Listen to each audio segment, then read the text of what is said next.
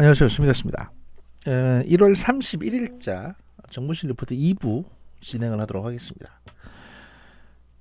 오늘은 뭐 이것저것 2부에서는 1부에서는 저희가 검찰 관련 소식을 쭉 소개를 해드렸고요.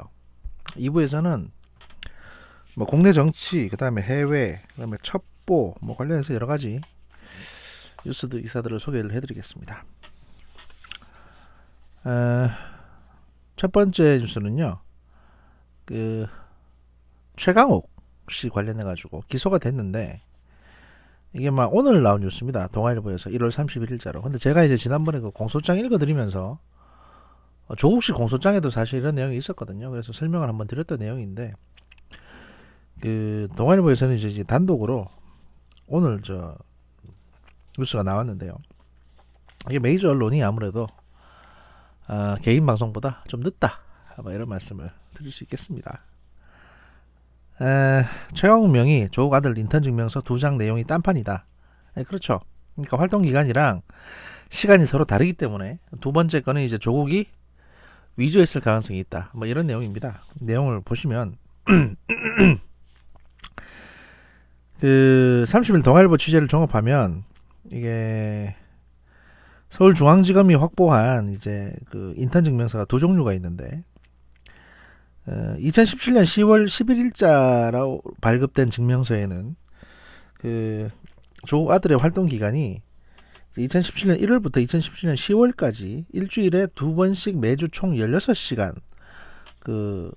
변호사 사무실로 나와가지고 인턴을 한 걸로 되어 있습니다. 그런데 2018년 8월 7일자 발급된 증명서에는 조국 아들이 2017년 1월부터 2018년 2월까지 매주 8시간씩 활동했다고 적혀 있는 것입니다. 그러니까 활동 시간도 더 길고 활동 기간도 더 긴 거죠. 최근에 업무방해 혐의로 기소된 최강욱 비서관 같은 경우에는 조국 아들이 2017년 1월부터 2018년 2월 사이에 인턴 활동을 했고, 활동 확인서를 직접 날인해서 2차례 발급했다라는 취지로 언론에 해명을 했습니다. 그런데 하지만 두 개의 증명서 내용이 서로 다르기 때문에 최강욱 비서관의 해명의 신빙성이 떨어지는 거죠. 왜냐하면 앞에 거하고 뒤에 거하고 내용이 너무 다르니까요. 매주 그러니까 두 번째 거는 매주 8시간씩 했다고 되어 있는데, 첫 번째 거에는 일주일에 2번씩 매주 해서 총 16시간 했다고 되어 있으니까 내용도 다르고 기간도 다르니까, 따라서 이제 최강욱 비서관의 해명의 신빙성이 떨어진다라고 판단을 한 겁니다. 검찰에서는. 따라서 검찰은 첫 번째 증명서는 최강욱 비서관이 직접 날인한 것이 맞지만, 두 번째 경우에는 조국 전 장관 측에서 문구를 고치고 날인된 인장을 이제 스캔하는 방법으로 해서 다시 덧붙이기 해가지고 위조한 걸로 보고 있습니다. 첫 번째 증명서 같은 경우에도 주고받은 이메일이라든지 문자 내용을 보면 정황이 나오거든요. 그리고 이제 어떤 정황이냐면 이 정경심 교수 측에서 이제 자기 집 컴퓨터로 작성을 해가지고 이 인턴 확인서를 작성을 해서 최강욱 씨한테 메일로 보내줍니다. 그 최강욱 씨는 그걸 출력해가지고 도장만 찍어주는 겁니다. 그러니까 인턴 증명서 하나 만들어 달라고 하니까, 그럼 먼저 작성해서 보내주세요. 제가 도장 찍어드릴게. 이렇게 된 거겠죠. 그들은 최강욱 씨는 변호사 신분이었고, 두 번째 2018년 8월 7일에 발급됐을 시점에서는 최강욱 씨는 이제 공직기관 비서관 신분입니다. 그러니까 조국 씨 부하 직원 신분이었기 때문에 원칙적으로 하자면 인턴 증명서를 발급할 수 있는 처지가 못 됩니다. 도장을 찍을 수도 없고. 그러니까 최강욱 씨도 모르는 사이에 앞에 가짜로 만들었던 증명서를 내용을 고쳐가지고 최강욱 씨가 도장을 다시 이제 스캔해서 복붙하는 방식으로 해서 칼라 출력을 한 것 같다. 어차피 제출하는 거는 원본 제출이 아니라 다시 칼라 출력한 걸 흑백으로 복사해서 제출하는 거기 때문에 감쪽 같습니다. 이러면 도장이 찍혔는지 안 찍혔는지, 이게 빨간색 도장인지 아닌지 모르거든요. 이런 수법으로 이제 제출했다. 그래서 첫 번째 증명서를 제출했을 때 고려대와 연세대 대학원에 지원해서 합격이 됐고요. 두 번째 증명서 같은 경우에는 충북대 법학전문대학원, 그러니까 충북대 로스쿨에 진학하려고 조국 아들내미가 여기 활용하기 위해서 내용을 더 부풀려가지고 위조했다. 이게 이제 검찰 공소장의 내용이고, 그 다음에 검찰이 수사한 결과 증거와 진술로 입증된 사항입니다. 당연히 최강욱 씨는 부인하고 있고요. 이런 내용에 대해서 이제 언론 기자들이 최강욱 씨에게 물어봤어요.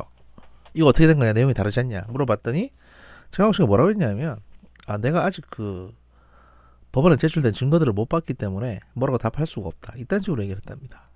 할 말이 없는 거죠, 본인도. 아마 두 번째 그 인턴 증명서는 본인이 본 적이 없을 겁니다. 예. 그렇게 제출됐는지도 모를걸요, 아마. 뭐 조국 씨가 위조했으니까. 하여튼 뭐 그런 내용이고요. 제가 그 저기 뭐 조국한테 무슨 떼인 돈이 있다거나 무슨 억하심정이 있어가지고 계속 이 사건만 파는 게 아닙니다. 일단은 이게 되게 중요한 건이고 실시간으로 진행되고 있는 상황이기 때문에 계속 업데이트를 해드리는 거고요. 언제든지 이제 법원 판결 나오고 끝나면 더 이상 여기에 대해서는 뭐 언급하지 않을 겁니다. 왜냐면 이 사람이 그렇게 대단한 사람도 아니고 어차피 범죄자들에 대해서 그렇게 뭐 물고 빨고 할 필요도 없으니까 말입니다. 두 번째 뉴스. 지금 이제 공천 심사를 하고 있습니다. 정당마다 그러니까 공천 심사가 아니라 이제 공직선거 후보자 검증위원회에서 이게 후보자로 될 수 있는지 적격한지 아닌지를 1차적으로 검증하는 절차를 밟고 있는데 김의겸 씨에 대해서 또 심사가 보류됐습니다. 그래서 이제 두 번째 심사도 보류가 됐고 2월 3일로 예정된 마지막 공직선거 후보자 검증위원회 회의에서 김의겸 씨에 대해서 최종적으로 적격이다 부적격이다 판단이 내려질 것 같습니다. 검증위원회 간사위원인 이제 진성준 전 의원에 따르면 여러분들이 기자회견을 했거든요. 28일날. 그래서 이제 여러분들이 많은 관심을 가지고 있는 김의겸 신청자에 대해서는 검증위 산하 현장조사 소위원회가 현장실사로 나가고 신청자를 직접 대면해서 설명을 듣기도 하고 주변 관계인들에게 직접 조사를 진행했지만 추가로 확인해야 될 사항이 발생을 해서 추가적으로 협의를 좀 하기로 했다. 뭐 이런 내용이고 추가적으로 확인해야 될 사항이 뭔지에 대해서는 구체적으로 밝히지 않았습니다. 그리고 근데 이제 이게 아마 관사 재테크 관련해서 이제 이게 의도적인 거였냐 아니냐 뭐 이런 내용일 테고 김의겸 전 대변인은 이제 대변인 재직 시절에 약 16억 원의 빚을 내 가지고 25억 7천만 원 상당의 건물을 그러니까 상가를 사들였습니다. 그러니까 본인 돈은 한 9억 들어간 거죠. 16억씩이나 사실 빚을 내는 것도 특권입니다. 어떻게 보면 특혜인데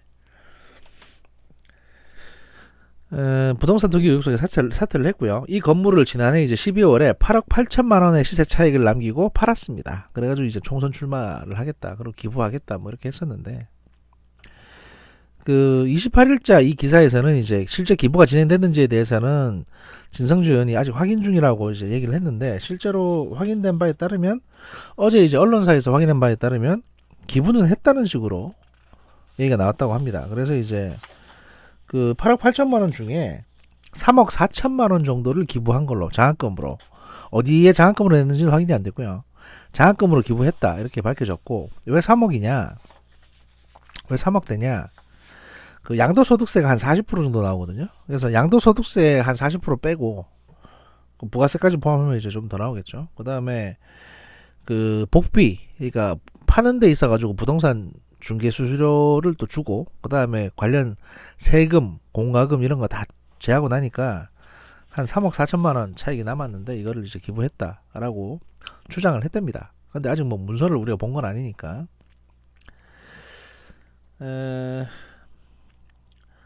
그래서 이제 그 민주당의 그 검증위원회 진성준 의원이 얘기하려는 건 뭐냐면 진성준 간사가 얘기한 건 뭐냐면 김의겸 씨 같은 경우에는 범죄 혐의로 보기 어렵기 때문에 특별히 자료를 따로 제출한다거나 소명한다거나 하는 양식 자체가 검증 신청 서류에는 없다. 그래서 김의겸 신청자의 검증 신청서를 보고 마침 부동산 문제가 제기됐기 때문에 소명하라고 요구했고 그게 1차 회의 때이고 그 2차 회의 때는 이제 김의겸 신청자가 소명을 한 것을 보고 구체적으로 확인할 필요가 있기 때문에 검증위 산하의 현장조사소위원회에서 김의겸 신청자 건을 회부해서 확인하도록 한 거다.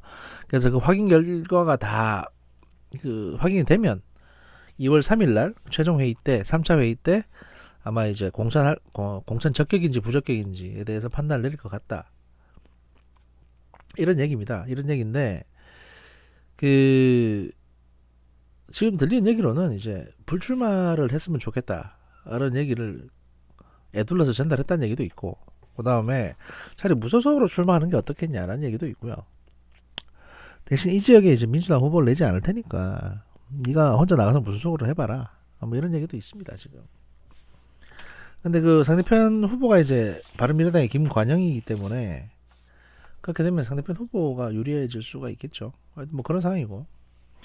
이낙연 전 국무총리나 황운하 전 청장 같은 경우에는 일단 적격 판정이 났답니다. 그러니까 이제 이낙연 총리는 뭐 크게 흠결이 없고, 황운하 전 청장 같은 경우에는 경찰청 상부에서 내려온 첩보에 의해서 수사를 진행한 것이지 첩보 출처가 청와대인지나 확인할 수 없었다는 입장을 일관되게 견지하고 있고, 뭐 검찰 수사에도 성실하게 응하는 이유로 해서 적격 판정을 내렸다는데 그건 아니죠. 그래서 이제 기소가 됐고요. 다음에 이제 송병기 전 울산시 경제부시장에 대한 판단은 보류했다고 합니다. 아마 불출마하라고 공고가 들어갔을 것 같습니다. 이 사람은 지금 이 모든 사단의 어떤 그 실행자처럼 되어 있기 때문에 이 사람한테 공천을 주게 되면 문제가 커질 수가 있습니다. 과거 성폭력 의혹으로 논란이 됐던 정봉주 전 의원은 아예 검증을 신청 안 했다고 합니다. 검증을 신청 안 했다고 해서 이게 또 추가적으로 문제가 되고 있고요. 그 다음에 얼마 전에 이제 불륜녀가 이 사람 나하고 불륜하는 중이다 라고 이제 털었던 이모 의원이라고 있습니다. 이훈, 민주당의 초선 이모 의원이라고 있는데, 이 사람에 대한 공천 검증도 좀 더 세밀하게 보겠다고 해서 유보한 상태고, 민병두 의원이 있습니다. 노래방에서 이제 그 유부녀랑 같이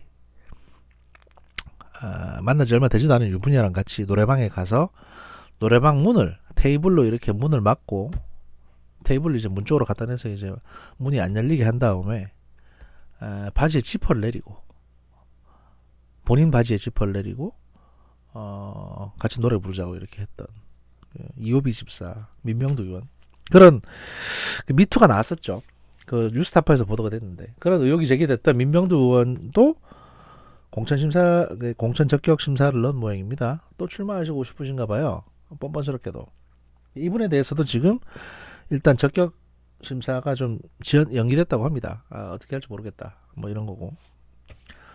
민주당은 참 좋습니다. 성범죄자들도 뭐 다 공천 심사 넣을 수 있고 이런 정당이 없네요. 예.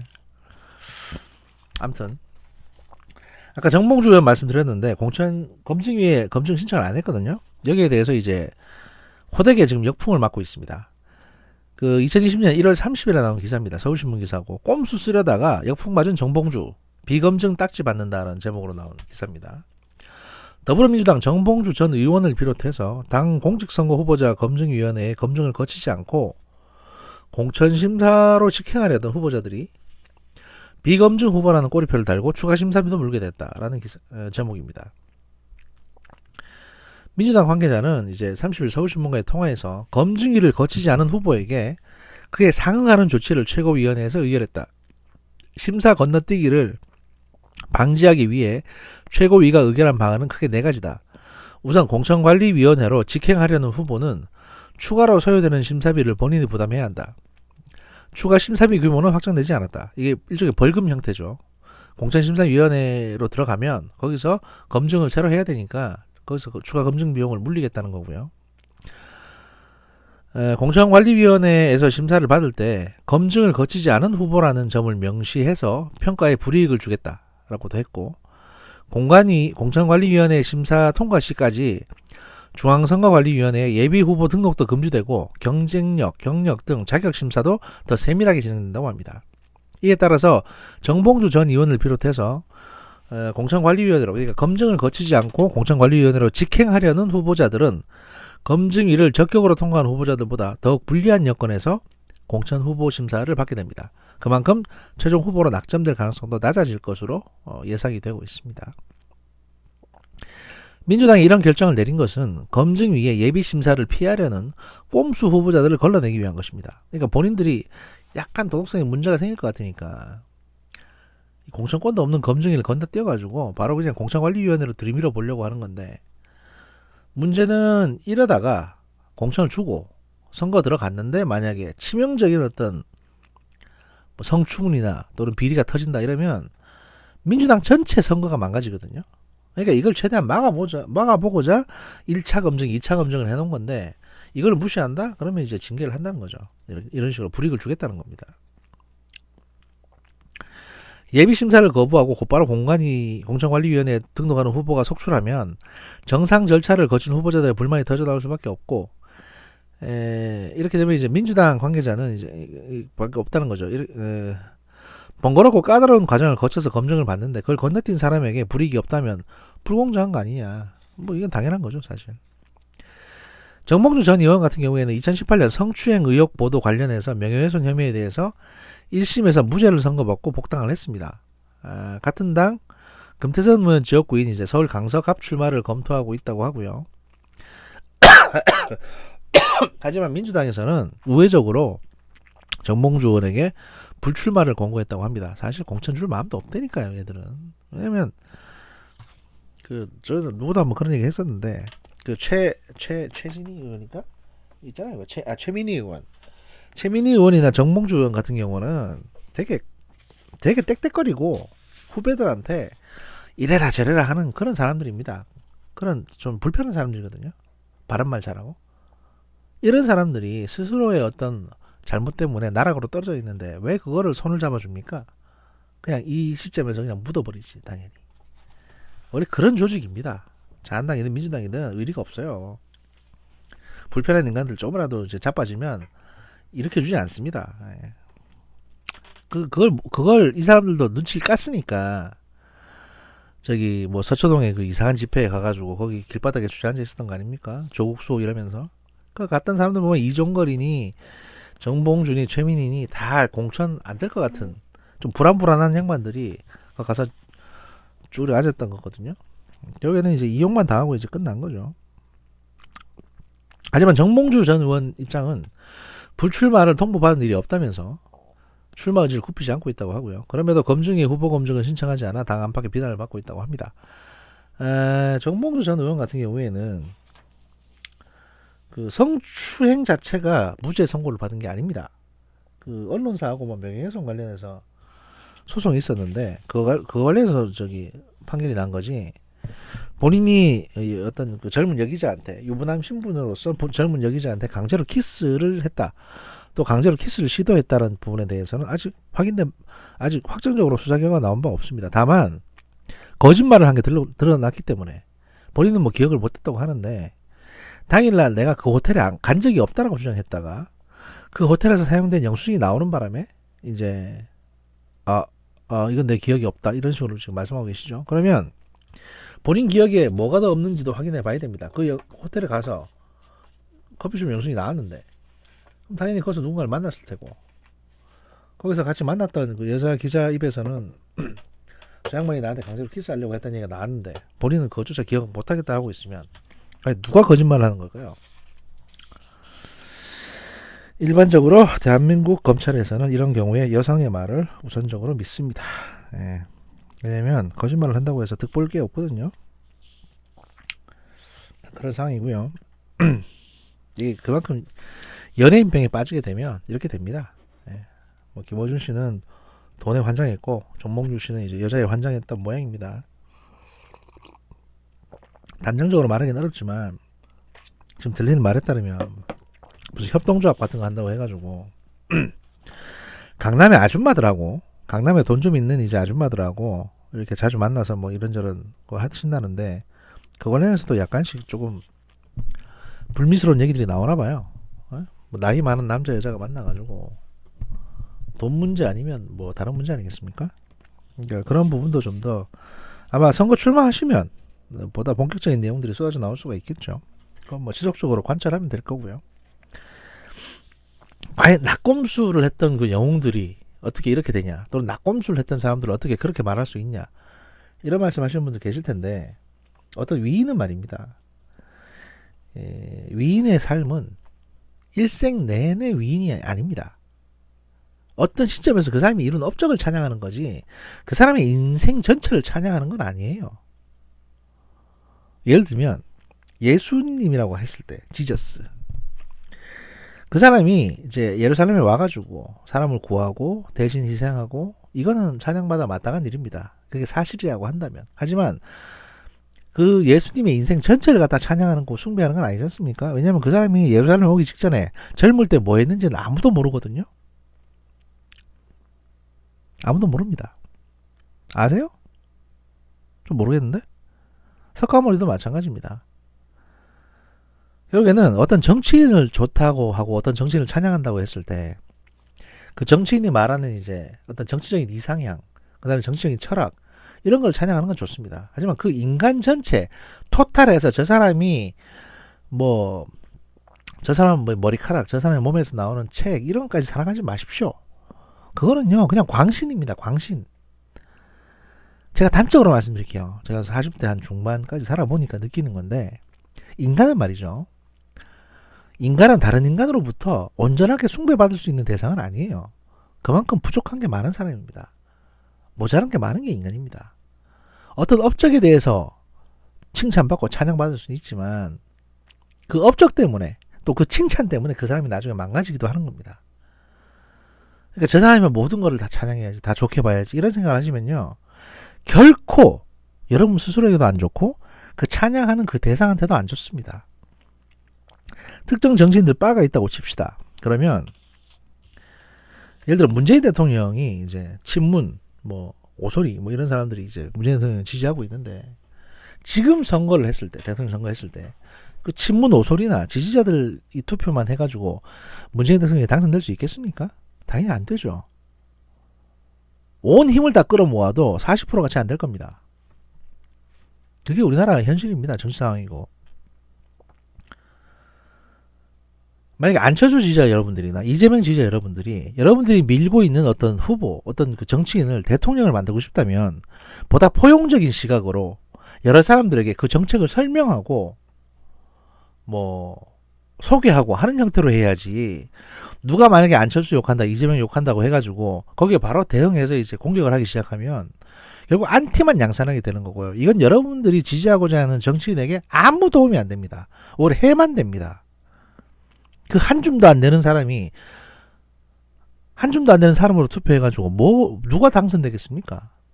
어떻게 당선이 됩니까? 문재인 대통령이 2017년에 왜 당선됐냐고요? 다수의 부동층과 보수층이 문재인 대통령을 찍어줬기 때문입니다. 왜냐? 이전에 박근혜 정부가 너무 엉망진창으로 했으니까. 문재인에 대해서 찬성하고 좋아하진 않지만 그 당시에는 대안이 민주당밖에 없었습니다. 정권을 넘겨받을 수 있는 수권 능력을 그나마 갖추고 있는, 모양새나 갖추고 있는 대안이 민주당밖에 없었기 때문에 민주당 후보를 찍어준 거예요. 착각하시면 안 되는 겁니다. 여러분이 지지하는 이재명이나 안철수 같은 그런 후보들은 먼 미래를 바라보고 자기 어떤 그 집토끼가 아니라 바깥쪽의 사람들을 향해서 같이 대화하자고 얘기를 하고 있는데 여러분들은 계속 앞만 바라보고 있습니다. 이러면 고립밖에 남는 게 없습니다. 그러고 나서 나중에 억울하다 해본들 다른 사람은 여러분들을 지지해줄 이유가 없어요. 오히려 그렇게 우리끼리 으쌰으쌰 하면 더 미움만 받죠. 하여튼 뭐 그런 얘기고요. 민주당 공천 얘기를 했으니까 자한당 선거 준비 얘기도 한번 해보려고 하는데요. 여기 보시면 황교안 불출마 의원들 미래 한국당으로 가라 라는 어떤 제목으로 기사가 나왔습니다. 자유한국당 황교안 대표가 28일 불출마를 선언한 김영호, 유민봉 의원 등과 같은가 이제 1대1 면담을 하고 비례대표용 위성정당인 이제 미래한국당 이적을 권유한 것으로 알려졌습니다. 이게 이제 무슨 의미냐면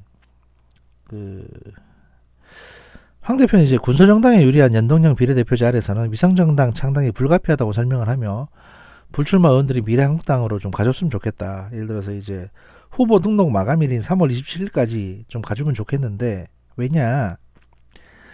그 미래한국당이 바른미래당, 지금 바른미래당이 20명이거든요. 근데 만약에 미래한국당으로 가는 현역 의원이 21명이 되면 무슨 일이 생기냐면 앞에 번호 기호 1번, 기호 2번 할 때 기호 3번을 받을 수가 있습니다. 그러니까 지금은 이제 기호 싸움이에요. 어차피 불출마 하실 분들은 현역 의원 신분일 때 미래한국당으로 가주시면 기호 3번이 되니까 미래한국당이 정당에 유리해지지 않겠느냐. 이렇게 선당 후사를 좀 해달라. 뭐 이런 얘기고요. 그래서 이제 많은 어떤 국회의원들이 지금 고민을 좀 하고 있다고 합니다. 아마 조만간 2월 말쯤이나 어느 정도 이제 뭘 주고받고 하는 것들이 이제 협상이 완료가 되면 아마 이렇게 될 것 같아요. 보니까. 미래한국당이 이제 기호 3번을 받게 되지 않을까 싶습니다. 만약에 그 전에 이제 범야권 보수가 이제 단일화 한다든지 안철수 씨 쪽에서 이제 또 이쪽에서 붙어가지고 같이 단일화 한다든지 하면 모르겠는데 그 전까지는 일단 이런 식의 형태로 가지 않을까 싶고요. 경우에 따라서는 미래한국당이 그 어떻게 보면 이제 미래한국당은 이제 기본적으로 그 안철수 씨하고 이제 보수연합을 하더라도 미래한국당은 또 별도로 가겠다. 왜냐면 비례대표 숫자 확보 때문에 별도로 가겠다는 얘기도 나오고 있으니까 이게 또 변수가 될 가능성이 좀 높아 보입니다.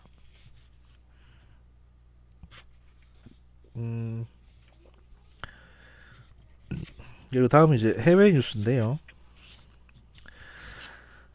그 2020년 1월 29일 날 나온 뉴스입니다. 신종 코로나 백신 개발 성공, 실제 사용 가능성은 이라고 점점점 했는 뉴스인데 홍콩 언론인 이제 사우스 차이나 모닝 포스트에 따르면 전염병 전문가인 이제 홍콩대 유엔 곽융 교수에 따르면 해당 연구실 연구원들이 이미 치명적인 우한 코로나 바이러스에 대한 백신을 개발했다고 합니다. 그 홍콩 감염 질환 학과장이기도 하고 이제 한 유엔 교수 같은 경우에는 홍콩 내에서 중증 급성 호흡기 증후군이 이제 사스의 권위자로 손꼽히는 인물인데 이 교수에 따르면 이제 우리 팀은 백신 개발을 진행 중이었다. 이미 백신을 생산했지만 동물 실험에 오랜 시간이 걸릴 것이라고 밝혔다고 합니다.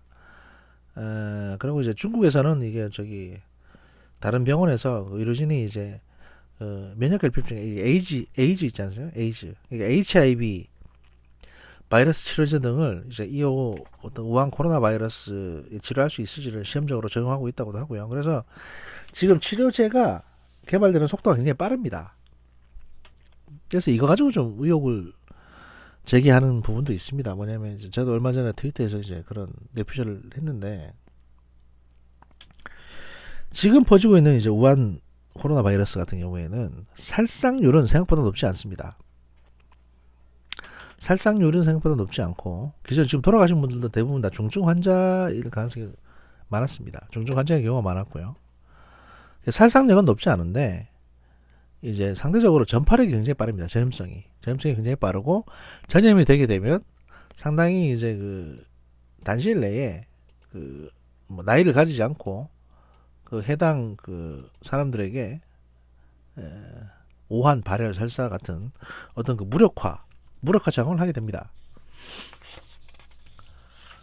그러니까 이게 이제 소위 말해서 화학 무기가 그러니까 생물학 무기가 아니냐는 의심이 좀 나오고 있습니다. 생물학 무기가 어떤 이유로든 이제 유출이 돼가지고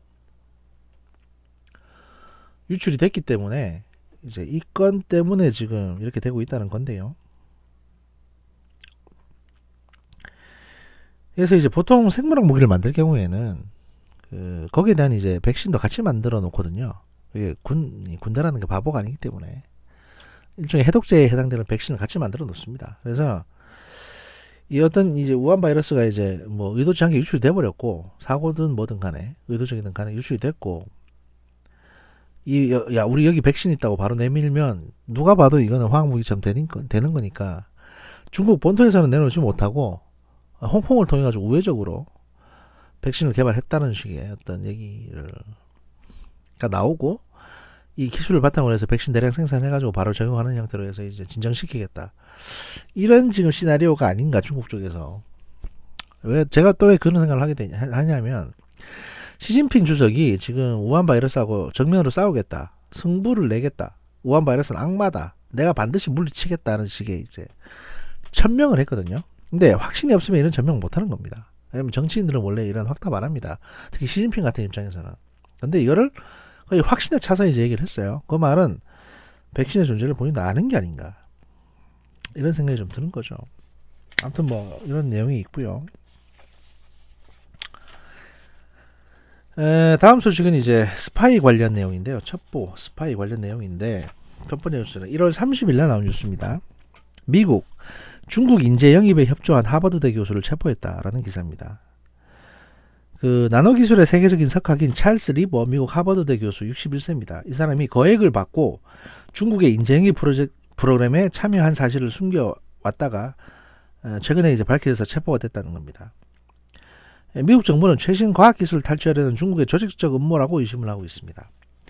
뉴욕타임즈에 따르면 미 연방검찰은 우수 해외 인력을 유치하는 중국의 천인 계획에 참여한 사실을 고의적으로 숨긴 혐의로 리버 교수를 체포했다고 합니다. 그는 2012년부터 2017년 사이에 그 우한 이공 대학에서 매달 5만 달러, 약 5,800만 원 정도, 매달 5만 달러의 월급을 받고 매년 15만 달러, 약 1억 7천만 원 정도의 생활비를 지원받았다고 합니다. 그러니까 15만 달러 플러스 5만 달러 곱하기 12니까 60만 달러에다가, 그러니까 1년에 한 75만 달러를 받은 거네요. 중국으로부터. 이거를 5년 동안.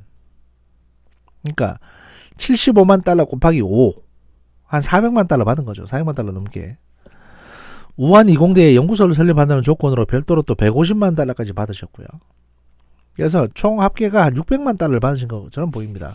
중국으로부터 한 600만 달러를 받았는데 그 대가로 뭔가 줬을 거 아니냐 의심을 산 거죠.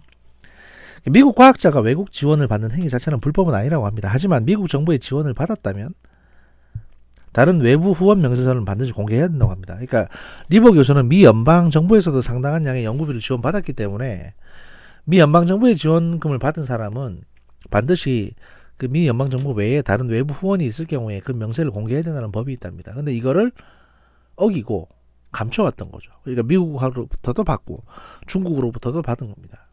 검찰은 기소장에서 리버 교수가 2018년 국방부 조사 당시, 아마 미 국방부하고도 이제 연구 프로젝트를 진행했던 모양인데,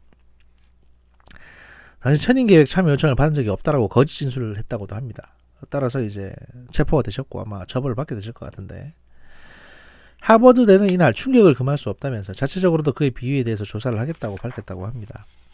미국도 이렇게 허술합니다. 예. 아울러 미 검찰은 이제 중국 인민해방군 출신의 예옌칭 보스턴대 연구원도 기소를 했다고 하는데요. 그는 신분을 숨긴 채 미국 로봇 및 컴퓨터 과학 전문가들과 접촉해서 이를 중국에 빼돌리려 했다는 혐의를 받고 있습니다. 2019년 12월에는 한 중국계 암 연구자가 21개의 생물학 연구 시약을 중국으로 밀반출하려다가 보스턴 공항에서 체포되기도 했고요. 이렇게 이제 전반적으로 중국이 지금 계속 미국의 어떤 그 정보, 기밀을 캐내기 위해서 지속적으로 노력하고 있는 것들이 보이는 거죠.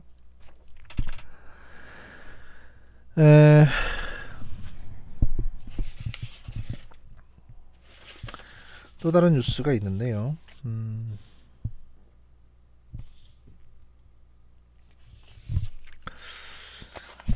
다음 뉴스는 1월 27일 나온 뉴스입니다. 러시아 주재 일본 기자가 군사기밀을 확보하려다 체포돼서 추방됐다는 뉴스입니다. 러시아에서 일본 기자가 군사기밀 정보를 수집하라 한 혐의로 지난해 12월에 추방됐다고 합니다. 타스 통신에 따르면 러시아 외무부에서 발표한 내용인데요. 일본인이 이제 2019년 12월 25일에 극동 지역에서 러시아의 군사력에 관한 기밀 자료를 확보하려고 시도하다가 블라디보스토크 사업기관 요원들에 의해서 현행범으로 체포됐다고 하고요. 이어서 이 일본인에게는 72시간 내에 러시아를 떠나라는 지시가 내려졌으며 러시아의 언론인 비자로 머물던 이 일본인은 다음날 곧바로 일본으로 출국했다고 합니다. 아마 일본 방위청 소속의 스파이였을 가능성이 높죠. 또는 칼럼 쓰는 독립기고인일 가능성은 높은데, 어쨌든 이런 식으로 저런 식으로 수집하든 간에 수집을 하게 되면 이제 일본 정보부에도 이 자료가 들어갑니다. 그래서 마찬가지입니다. 기자나 스파이나 일본 같은 경우에는요. 외무부는 이 사건 관련해서 모스크바 주재 일본 대사관의 공사 참사를 초치해가지고 항의를 했고 항의 노트도 전달했다고 하고요. 하지만 러시아 외무부가 이 사건을 한 달이 지나서 발표한 이유에 대해서는 언급하지 않았다고 합니다. 그러니까 추정하기로는 지난 1월 25일 일본 이동통신사 소프트뱅크의 전 직원이 일본 주재 러시아 무역대표부 직원에게 기밀 정보를 팔아넘긴 혐의로 일본 경찰에 체포됐거든요. 그래서 이렇게 체포가 하나 되니까 러시아 쪽에서도 한 달 전에 사건을 갖고 와가지고, 야, 니네도 한 달 전에 우리한테 와서 스파이 행위 했잖냐, 이게 도찐개끼니야, 이렇게 이제 얘기하려고 보도자를 뿌린 게 아닌가, 이런 얘기들이 나오고 있습니다. 다음 뉴스는요.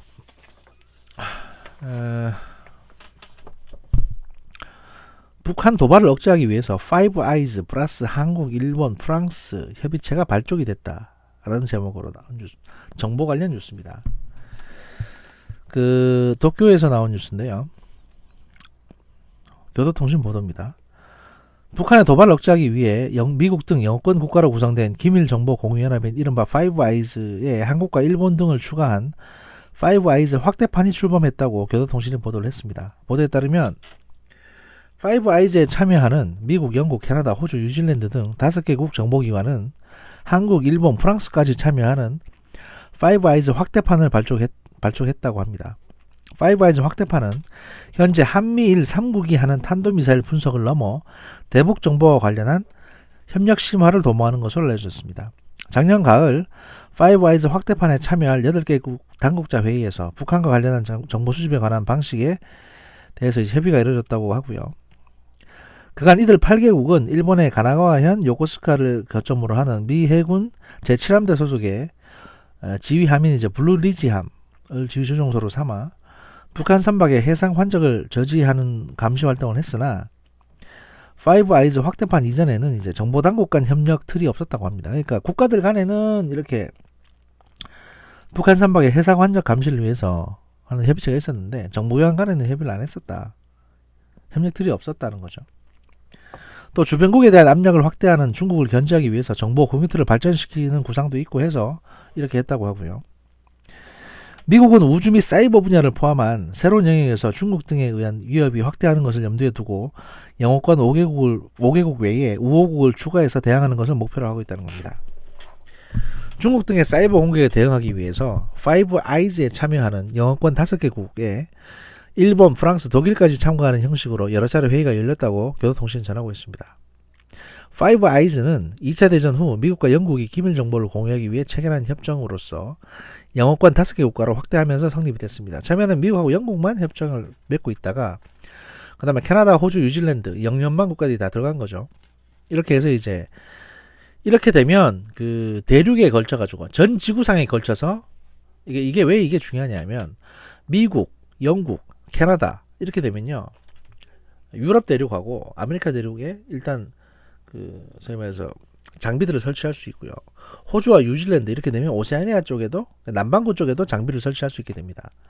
그러니까 이건 파이브 아이즈는 에셸론하고도 연결되는데 이건 인공위성하고 연결되어 있는 대규모 전파 망원경하고 여러 가지 통신 안테나들의 설비까지 같이 연계가 됩니다. 그래서 전 지구적인 통신을 다 감청하게 되는 겁니다. 무선이든 케이블이든 간에 전 지구적인 통신을 마음만 먹으면 얼마든지 캡처해내고 감청해낼 수 있는 시스템을 완비를 한 겁니다. 이들 파이브 아이즈는 미국이 주도하는 위성통신 감청망 에셸론을 함께 이용하며 얻은 정보를 공유하고 있다고 합니다. 5개의 눈이라는 건데 여기다가 작년에는 일본, 프랑스, 독일을 참가하는 형태로 협력을 확대해 왔고 이번에 그 한국까지 더하기로 했다 이겁니다. 그래서 언뜻 보면 그런가 보다 하겠지만 이게 뭐겠습니까? 제가 누차 말씀드렸죠.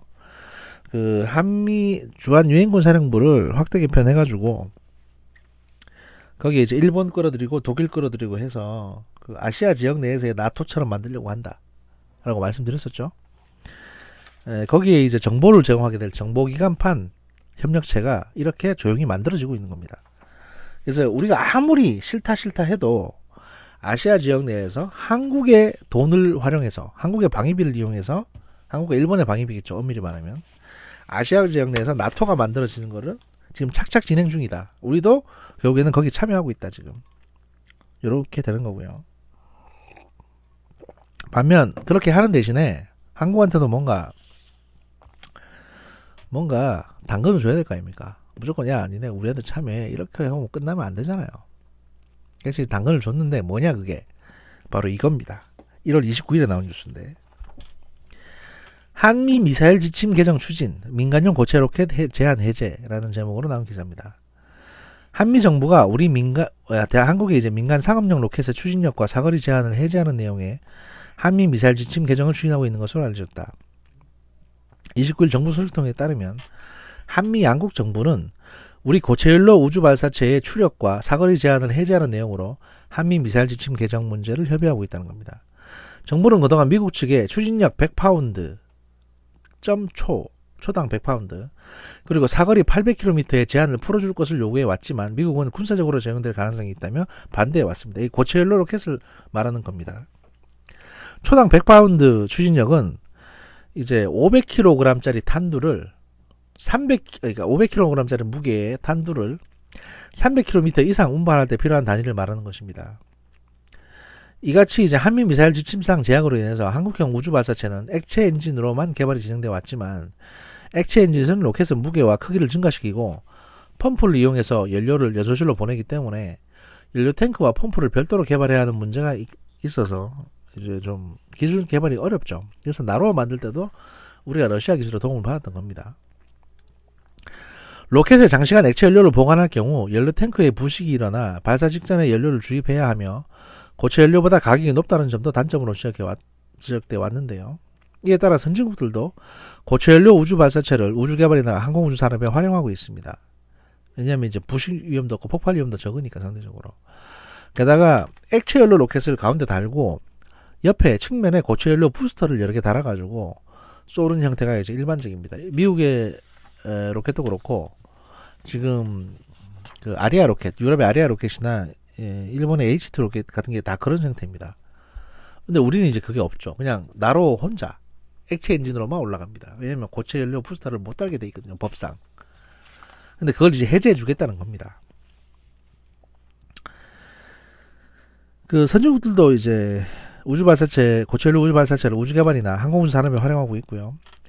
때문에 이제 과학계 등에서는 군사용이 아닌 민간용 로켓까지 제한을 두는 것은 과도한 제한이라는 비판이 늘 제기되어 왔다는 겁니다. 따라서 이 지침이 개정되게 되면 민간 상업용 로켓 제한이 풀리면서 우주 탐사를 위한 발사체 및 인공위성 개발이 한층 활발해질 것으로 전망이 됩니다. 그래서 이 제한이 풀리게 되면 우리도 독자적으로 이제 우리가 개발한 발사체에 그 고체 연료 부스터를 달아가지고 인공위성을 탑재해서 하늘로 쏠 수가 있습니다. 그러면 기존의 액체 엔진 1개짜리에서 이제 액체 엔진 1개, 고체 연료 로켓 한 4개짜리가 되는 겁니다.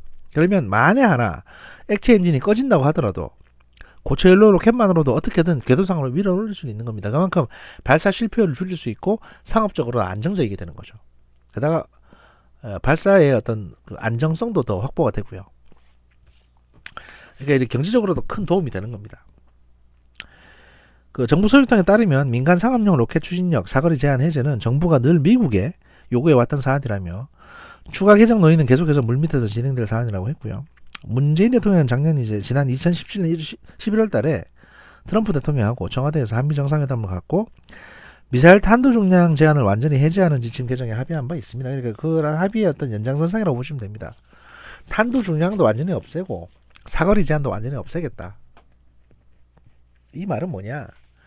사실 우리가 기술이 없어서 못 만든 건 아니거든요. 미국이 만들지 말라고 하니까 공개적으로 못 만들었던 거지.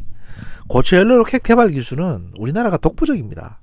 왜냐하면 60년대 말부터 개발 시작해가지고 70년대 배꼽 미사일하고 뭐 이렇게 자체 한국형 유도탄 개발 쭉 해왔고 지금까지 한 번도 개발 중단한 적은 없습니다. 군사용으로는. 하지만 이제 대놓고 개발은 못했죠. 공개적으로 개발은 못했는데 이제는 적어도 민간 분야에 있어서만큼은 공개적으로 개발할 수 있는 길이 열린 겁니다. 이렇게 되면 이제 민간 로켓 발사 시험을 빙자해서 군사 목적의 실험도 해볼 수 있는 거죠. 이렇게 여러모로 확대가 되고 있다. 그게 이제 일종의 당근인데 왜 그 당근을 주냐? 아시아 지역에 나토를 만들게 되면 한국 돈으로 만들어야 되고 그 사령부도 한국 땅에 둬야 되고 한국의 어떤 군사 주권은 영원히 미국 손에 들어가기 때문에 거기에 대한 어떤 토닥거리는 차원에서 한국으로 하여금 니네도 뭐 좀 독자적으로 무기 좀 가져봐 이렇게 이제 하는 거죠. 사실상 기술계 쪽에서는 고체 연료 로켓에 사거리 제한을 없애주고 탄두 중량 제한도 없애주고 민간용으로 마음대로 쓸 수 있게 해준다는 거는 우리가 곧 일본하고 똑같은 대접을 받는다는 겁니다. 일본은 이전부터 하고 있습니다. 그렇게 되면 공식적으로는 아니지만 기술적으로는 우리가 이제 대륙간 탄도미사일을 날릴 수 있는 어떤 로켓을 개발할 수 있는 기술까지 확보를 할 수 있게 되고 지금 우리가 갖고 있는 이제 핵 개발 원자력 관련 기술하고 덧붙이게 되면 언제든지 한 2주에서 한 달 정도면 마음 먹으면 대륙간 탄도미사일을 개발할 수 있는 그런 이제 잠재적인 핵보유 국가로 되는 겁니다. 그걸 미국이 이제 오케이 해준다. 이런 의미 정도로 해석하시면 되겠습니다. 2부는 여기까지 하고요. 좋은 하루 보내시기 바랍니다. 감사합니다.